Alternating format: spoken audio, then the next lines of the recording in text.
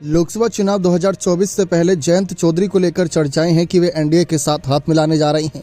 इससे अखिलेश यादव को बड़ा झटका लगेगा। लेकिन इस बीच चर्चा इस बात की भी है कि क्या अगला कदम मायावती का होगा एनडीए के समर्थन में।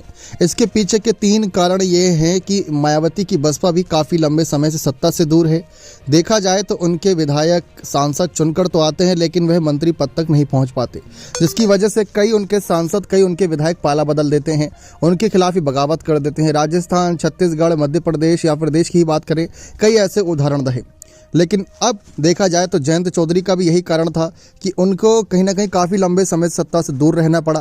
पहले जब एनडीए के साथ थे तो मथुरा जैसी बड़ी सीटों को भी वह अपने पाले में ले चुके थे, लेकिन जब से समाजवादी पार्टी के साथ आए हैं तब से लगातार इनको नुकसान ही हो रहा है।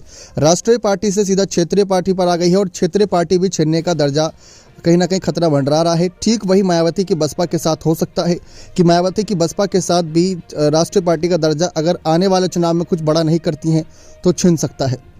ऐसे में हाल ही में जो सर्वे आए हैं उसमें ये दावा किया जा रहा है कि अकेले बीजेपी ही उत्तर प्रदेश में 70+ सीटें जीतेंगी और 2 अनुप्रिया पटेल की पार्टी जीतेगी सीट, और इसके अलावा 8 सीट इंडिया दल के खाते में जाएगी और 1 भी सीट मायावती की बसपा को नहीं मिलेगी। अब इसी समीकरण को ध्यान में रखकर अगर मायावती एनडीए के साथ जाने का फैसला करती हैं तो हो सकता है कि 10-12 सीटों पर मायावती की बसपा को आगे आने का मौका दिया जाए और मायावती को कुछ और बड़ी जिम्मेदारी भी दी जाए। लेकिन मायावती का राज्यसभा से इस्तीफा आप भूले भी नहीं होंगे कि मायावती ने किन कारणों की वजह से दिया था।